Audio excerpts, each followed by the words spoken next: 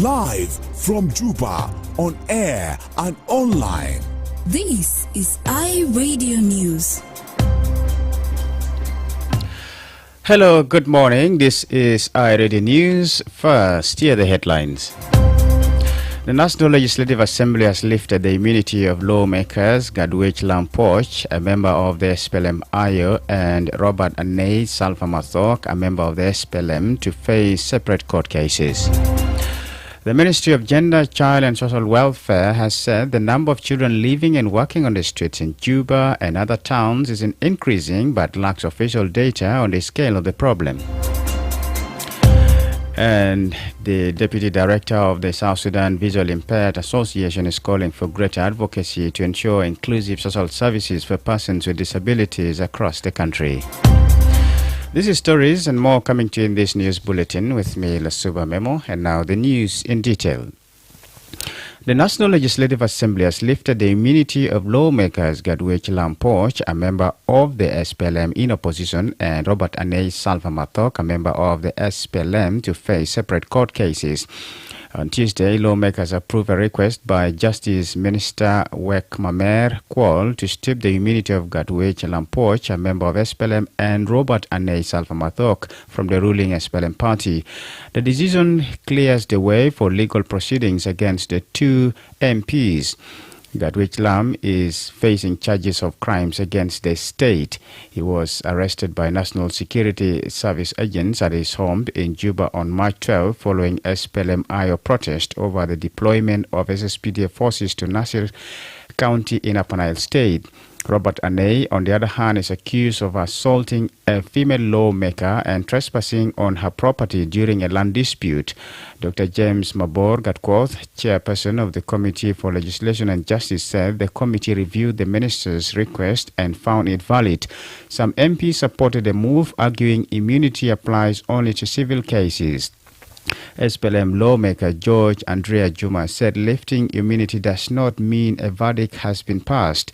Meanwhile, opposition MP Gatquoth opposed the decision, saying Gadwech was exercising his mandate as a representative of Nasir County. However, Speaker Jemanu Kumba reminded lawmakers that lifting immunity is a procedural step and does not determine guilt.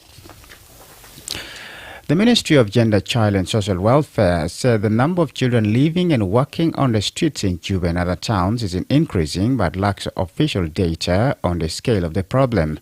Ms. Nancy Matayo Alisa, the Deputy Director of Child Protection at the Ministry, says the government is working with the Intergovernmental Authority on Development, IGAD, to develop a national action plan for the IGAD Child Policy Framework.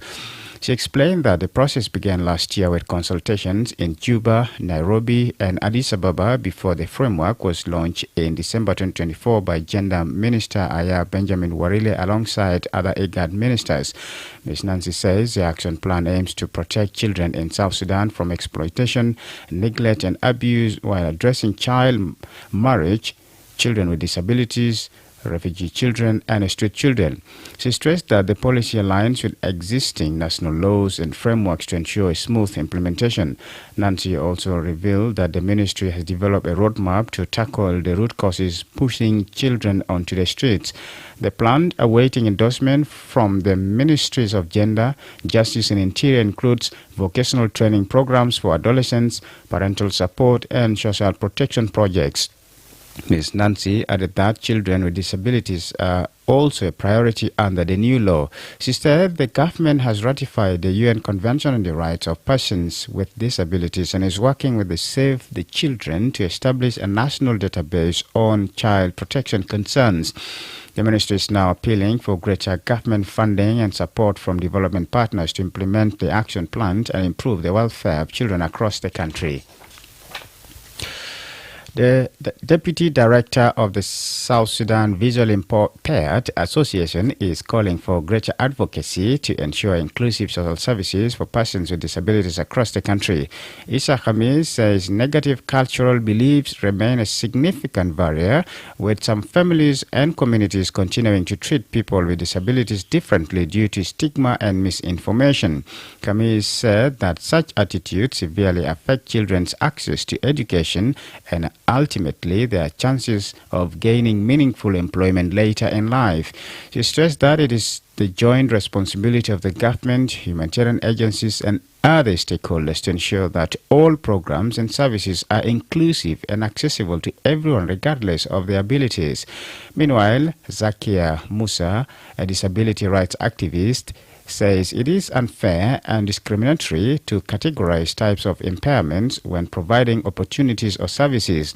Zakia also said the lack of an equal employment opportunities for people with disabilities in South Sudan, attributing it to inaccessible infrastructure and ongoing discrimination. This is iRadio Morning News, and now to the international scene. Russia has dangled the possibility of building a nuclear power plant in uranium-rich Niger, a vast arid state on the edge of the Sahara Desert that has to import most of its electricity. It may be deemed impractical and may never happen, but the concept is yet another move by Moscow to seek a geopolitical advantage over Western nations. Niger has historically exported the metal for further refining in France, but that is changing as the military-led country cut off ties with the former colonial power. The uranium mining operation operated by French nuclear group Orano was nationalized in June, which cleared the way for Russia to put itself forward as a new partner. Donald Trump's steep 50% tariffs on India have kicked in weeks after the U.S. president issued an executive order hitting the Asian country with an additional 25% penalty over its purchases of Russian oil and weapons. This makes India one of the U.S. strongest partners in the Indo-Pacific, among the countries paying the highest tariffs in the world. This deal could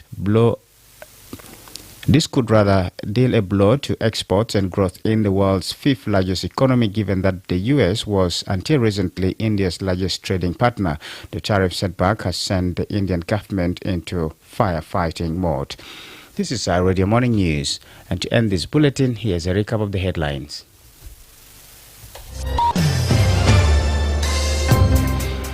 The National Legislative Assembly has lifted the immunity of lawmakers Gatwich Lampoch, a member of the SPLM in opposition, and Robert Anne Salpamathok, a member of the SPLM, to face separate court cases.